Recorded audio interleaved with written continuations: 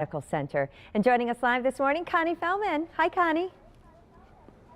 Good morning, Rachel. This morning we're talking with Dr. Robert Limoni from the Aurora BayCare Medical Center. He's an orthopedic surgeon, and he's going to be telling us about a new innovative procedure to help with pain after total knee replacement surgery. Can you tell us a little bit about it?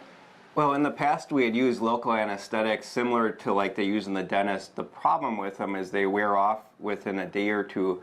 We are using some innovative techniques. One involves packaging local anesthetics into little bubbles that slowly break open and makes the anesthetic last for several days. Another one is using the body's response to cold, where we can numb the pain nerves up, and that block can last for up to 3 to 4 months after knee replacement. Okay, and I suppose that's one of the benefits you talk about.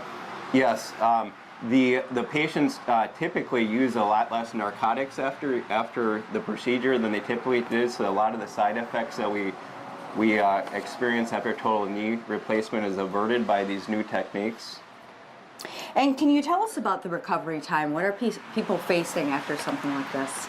Well, typically the first 6 to 8 weeks after knee replacement, it's a struggle, a lot of swelling and discomfort and all that. The nice thing about these new procedures is we're seeing half the use of the narcotics after the surgery, and patients get their range of motion back about twice as fast than they previously did. So make sure in the long run that they have a better recovery after the surgery.